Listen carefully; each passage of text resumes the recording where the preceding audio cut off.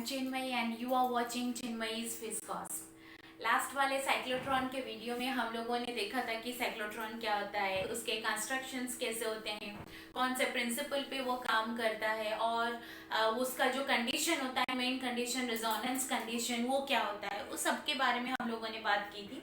आज हम लोग थोड़ा आगे बढ़ेंगे कि ये जो साइक्लोट्रॉन होता है उसके लिमिटेशंस क्या होते हैं, साइक्लोट्रॉन किस किस जगह पे और किस किस कंडीशन पे वो काम नहीं कर सकता, तो उसके बारे में आज हम लोग इस वीडियो में देखेंगे। अगर आप लोगों को पूरी जानकारी चाहिए, आप वीडियो को पूरा लास्ट तक देखें। According to Einstein's special theory of relativity, जो मास का रिलेशन होता है वो ये वाला होता है, m equals to m naught divided by root over of 1 minus v square by c square. इसमें m नॉट जो है वो है रेस्ट मास, m है ये है मास इन मोशन, v ये है velocity of the particle and c जो होता है वो होता है velocity of light in vacuum. ये हम सबको पता है। जब वेलोसिटी इंक्रीज करेगा तो यहाँ पे ये वाला जो टर्म है, ये वाला टर्म देखिए, ये क्या है, v बाई c का होल स्क्वायर है ये वाला टर्म।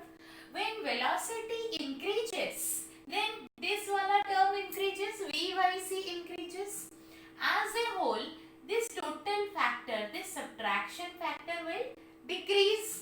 So यहाँ पे हम लोग क्या बता सकते हैं कि mass will increase। ठीक है, अभी हम लोग ये जो साइक्लोट्रॉन के बारे में डिस्कस कर रहे हैं, साइक्लोट्रॉन की फ्रीक्वेंसी हमें पता है क्या है, f is equals to qb divided by twice pi m, ये हमें पता है। अगर वेलोसिटी इंक्रीज होने से मास इंक्रीज होती है और यहाँ पे इस रिलेशन में हम लोग देखेंगे मास अगर इंक्रीज हो रही है तो फिर फ्रीक्वेंसी क्या होगी, फ्रीक्वेंसी विल डिक्रीज। तो फ्रीक्वेंसी विल डिक्रीज, इसका मतलब क्या है, क्या होगा, फ्रीक्वेंसी कम होने से क्या होगा।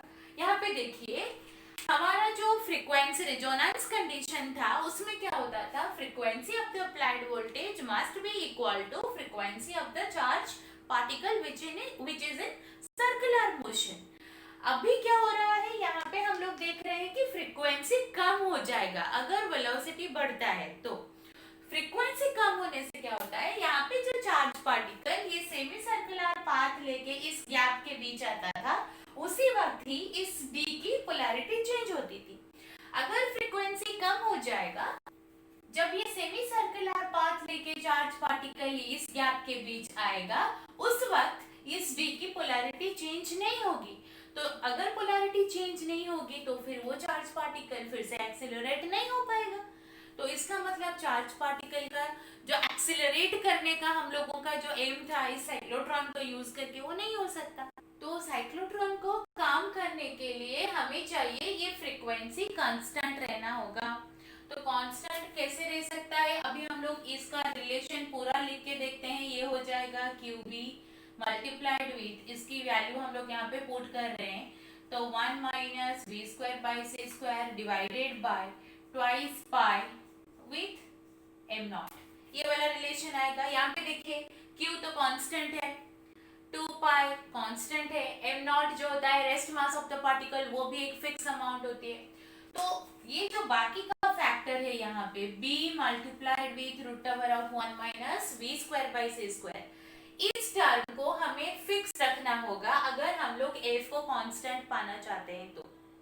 तो ये कैसे फिक्स हो सकता है, अगर हम लोग देखते हैं अगर v बढ़ रहा है, when v increases, अगर उसके साथ b भी इंक्रीज करेगा तो फिर हम लोग फ्रीक्वेंसी को कांस्टेंट रख सकते हैं।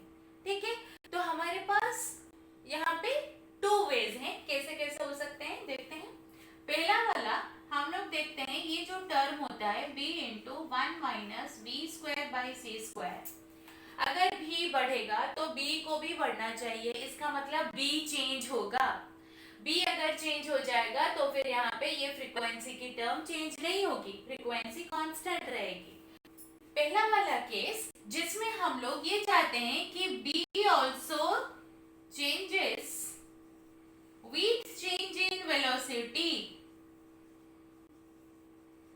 इस वाले प्रोसेस के लिए जो डिवाइस हम लोग यूज करते हैं उसे हम लोग बोलते हैं सिंक्रोटॉन, उसे बोला जाता है सिंक्रोटॉन। और ये दूसरे वाले मेथड में हम लोग क्या करेंगे, बी को चेंज नहीं करेंगे। यहाँ पे बी कांस्टेंट रहेगा, बी को हम लोग चेंज नहीं कर सकते। अगर बी चेंज नहीं होगा तो वेलोसिटी चेंज होने से फ्रीक्वेंसी चेंज हो जाएगी। तो फ्रीक्वेंसी, अगर ये वाला फ्रीक्वेंसी चेंज हो रहा है तो हम लोग क्या करेंगे, अप्लाइड वोल्टेज की फ्रीक्वेंसी चेंज करवा देंगे। तो यहाँ पे frequency changes, frequency of applied voltage वो चेंज होता है। अगर इस यहाँ पे हम लोग फ्रीक्वेंसी चेंज कर रहे हैं तो इस वाले मेथड जिस डिवाइस में हो सकता है उसे बोलते हैं फ्रीक्वेंसी मॉड्यूलेटेड साइक्लोट्रॉन, और हम लोग इसे बता सकते हैं सिंक्रो साइक्लोट्रॉन्स। तो हम लोग यहाँ पे सिंक्रो क्यों यूज करते हैं, सिंक्रो का मतलब होता है सेम सेम होना। तो यहाँ पे हम लोग क्या कर रहे हैं, उसकी फ्रीक्वेंसी को चेंज करके इसके साथ सेम करवा रहे हैं, तो इसके इसीलिए इसका नाम हो गया सिंक्रो साइक्लोट्रॉन। तो ये वाला तो पहला वाला लिमिटेशन था कि हम लोग इस पर्टिकुलर केस में साइक्लोट्रॉन के साथ कैसे काम करेंगे, ये लोग हम लोगों ने देख लिया। अभी हम लोग देखेंगे अगर हम लोग इलेक्ट्रॉन्स लेंगे तो फिर क्या होगा। साइक्लोट्रॉन में आप लोग ये याद रखिएगा कि साइक्लोट्रॉन में हम लोग इलेक्ट्रॉन्स को एक्सेलरेट नहीं करवा सकते, और जो अनचार्ज्ड पार्टिकल्स होते हैं, न्यूट्रल पार्टिकल्स होते हैं जैसे कि न्यूट्रॉन, उससे हम लोग इसमें एक्सेलरेट नहीं करवा सकते, क्योंकि हम लोग यहाँ पे तो चार्ज पार्टिकल के ऊपर इलेक्ट्रिक फील्ड, मैग्नेटिक फील्ड कैसा काम करता है वो देख रहे हैं ना। तो यहाँ पे अनचार्ज्ड पार्टिकल काम नहीं कर सकता है। तो इलेक्ट्रॉन हम यहाँ पे क्यों नहीं ले सकते, इलेक्ट्रॉन का तो चार्ज है ना।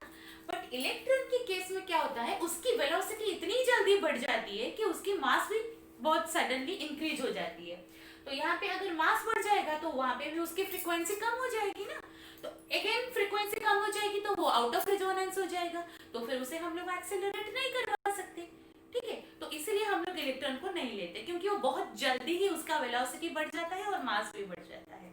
ठीक है, तो ये सारे होते हैं हमारे साइक्लोट्रॉन के लिमिटेशंस। अभी हम थोड़ा डिस्कस करेंगे कि साइक्लोट्रॉन हम लोग कहाँ कहाँ पे यूज करते हैं। ये जो चार्ज पार्टिकल को हम लोग एक्सेलरेट करवाते ही क्यों हैं, इतना हाई स्पीड और हाईली एनर्जेटिक चार्ज पार्टिकल हमें क्यों चाहिए, तो इसके बारे में थोड़ा डिस्कस करेंगे। ठीक है, मैंने जब आपको वर्किंग मैंने बताया था उसी में हम लोगों ने ये बात किया था कि यहाँ से जो charge particle, highly energetic charge particle यहाँ से निकलते हैं वो एक टारगेट पे बॉम्बार्ड होते हैं। तो वो टारगेट क्या हो सकता है, वही है उसका यूज। वो वहां पे यहाँ से जो चार्ज पार्टिकल निकलता है उसे हम लोग एक न्यूक्लियस के ऊपर टारगेट करते हैं, या फिर नंबर ऑफ न्यूक्लियस होता है, यहाँ पे नंबर ऑफ एनर्जेटिक पार्टिकल्स निकलते रहते हैं और वो उस न्यूक्लियस के ऊपर बम्बार्ड होते हैं ताकि वो न्यूक्लियस को ब्रेक कर सके। और उसे हमको पता है कि nuclear forces are the strongest forces in nature, तो न्यूक्लियस को ऐसे ही ब्रेक करना इजी नहीं है, उसके लिए हमें ये हाईली एनर्जेटिक पार्टिकल्स चाहिए। न्यूक्लियस को ब्रेक करके उसके स्ट्रक्चर के बारे में हमें पता चल सकता है, न्यूक्लियर रिएक्शंस के बारे में पता चल सकता है। और आपको अगर थोड़ा बहुत नॉलेज होगा रेडियो एक्टिविटी के बारे में, तो रेडियो एक्टिव जो न्यूक्लियाई होते हैं उसके ऊपर हम लोग अगर ये चार्ज पार्टिकल्स को बम्बार्ड करवाते हैं तो उसमें से हाई स्पीड न्यूट्रॉन्स भी निकलते हैं, वो न्यूट्रॉन्स जाके एटॉमिक रिएक्टर में भी काम में आते हैं। तो ये जो हाई एनर्जी पार्टिकल्स है ये न्यूक्लियस को बम्बार्ड करके 2-3 काम एक साथ करवा सकते हैं, जैसे कि न्यूक्लियर स्ट्रक्चर हम लोग को पता चल सकता है, न्यूक्लियर रिएक्शंस पता चल सकता है, और एटॉमिक रिएक्टर में भी हम लोग फास्ट मूविंग न्यूट्रॉन्स इससे हमें मिल सकता है। ये वाला है एक इसका यूज।